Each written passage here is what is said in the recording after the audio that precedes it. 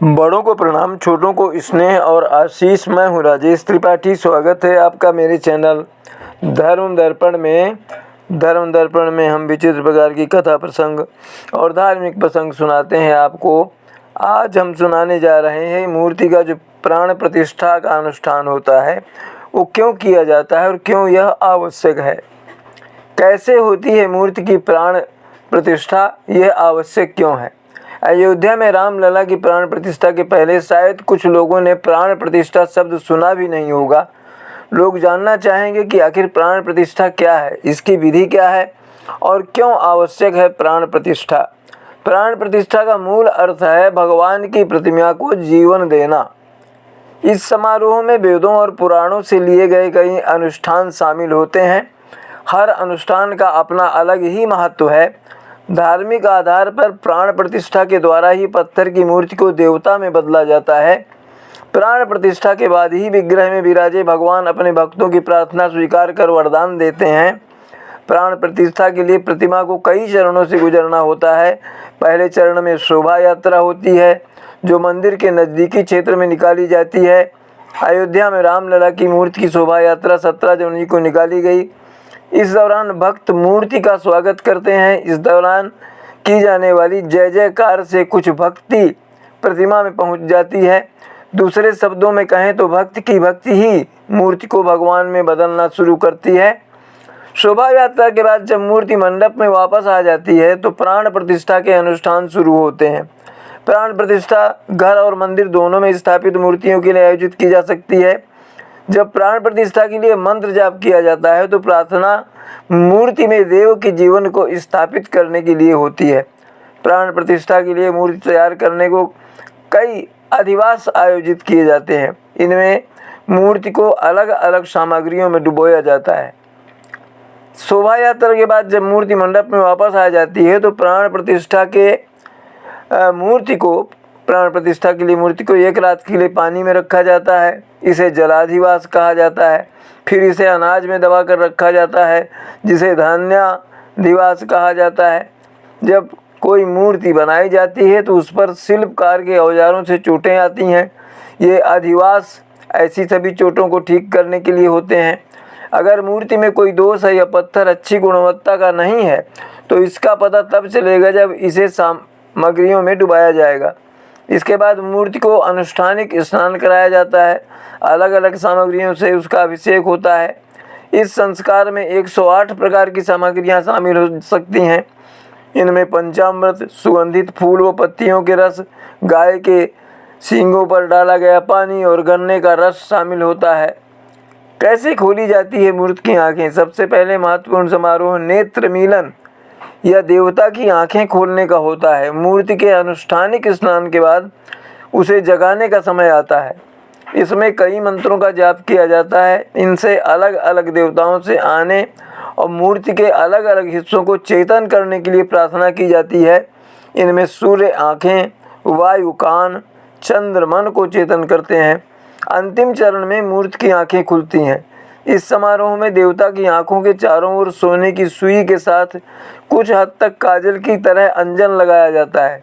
यह प्रक्रिया पीछे से की जाती है। माना जाता है कि अगर कोई भगवान की आंखें खुलते ही उनकी ओर देखता है तो उनकी चमक बहुत अधिक हो सकती है। अंजन लगाने के बाद देवता की आंखें खुल जाती हैं। माना जाता है कि इसी अनुष्ठान के बाद मूर्ति में जीवन आ जाता है। वेदों के अलावा मत्स्य पुराण, वामन पुराण, नारद पुराण में प्राण प्रतिष्ठा का जिक्र है। प्रश्न उठता है कि क्या कोई मूर्ति बिना प्राण प्रतिष्ठा के भी पूजी जा सकती है। इसका जवाब है कि गंडकी नदी में पाए जाने वाले शालिग्राम और नर्मदा नदी में पाए जाने वाले शिवलिंग नर्मदेश्वर को प्राण प्रतिष्ठा की जरूरत नहीं होती है। हमने अपने यहाँ शंकर जी के मंदिर में प्राण प्रतिष्ठा देखी थी। हमने पाया कि जहाँ शिवलिंग की स्थापना की जाती है वहाँ मूर्ति के नीचे के आधार के नीचे द्रव्य जैसे चांदी के सिक्के आदि रखे जाते हैं। प्राण प्रतिष्ठा का मंत्र। मंदिर में मूर्ति की प्राण प्रतिष्ठा मूर्ति के अभिषेक, पूजन, श्रृंगार और मंत्रोच्चार से की जाती है। इन मंत्रोच्चार में एक मंत्र बेहद महत्वपूर्ण होता है जिसके बिना प्राण प्रतिष्ठा विधि पूरी नहीं मानी जाती है। इसमें षोडशोपचार करना पड़ता है। षोडशोपचार पूजन विधि है।